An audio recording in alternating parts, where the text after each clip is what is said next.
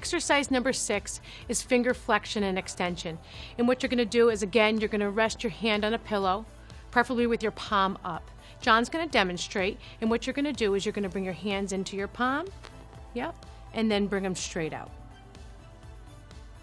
Now, the hand can get tight. We're going to put a minute on the clock, and I'm going to talk about a couple different ways that you can do this.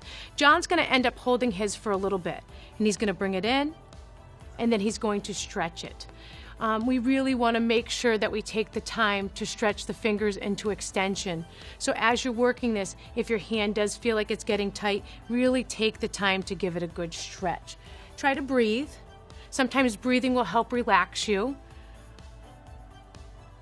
And keep working it. That looks much better. You don't want to force it. You don't really want to force the movement. And if this is getting tough for you, what you can do, I'm going to let go of your thumb here. The thumb sometimes tends to want to go in. I don't want you to stop the exercise. I want you to keep going and try to work around that thumb, but really trying to stretch those fingers. If you're having a tough time, what you can do is what John's starting here. And I'm going to let John take a rest. We have 5 seconds left. And then we're going to take a 15-second rest break.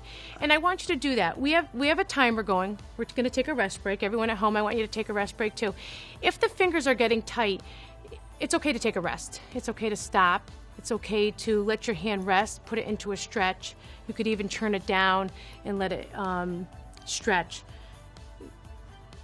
You don't want to force. You don't want to fight with it. We're going to put another minute on the clock. We're going to get started. And what you can do here is I'm going to have John show us, is what you can do is you can individually stretch your fingers. So I'm going to have John relax. And what he can do is he can bring one finger in, and then he can bring one finger out. And then you can bring one finger in, and you can bring one finger out.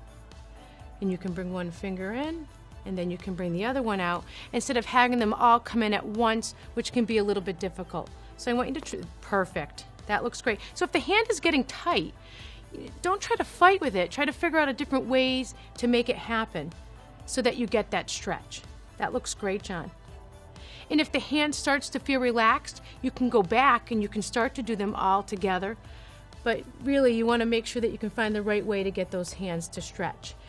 And don't forget, you can always, at this time in this section, is bring the fingers out and hold them. We have 2 seconds left. And we finish finger flexion and extension.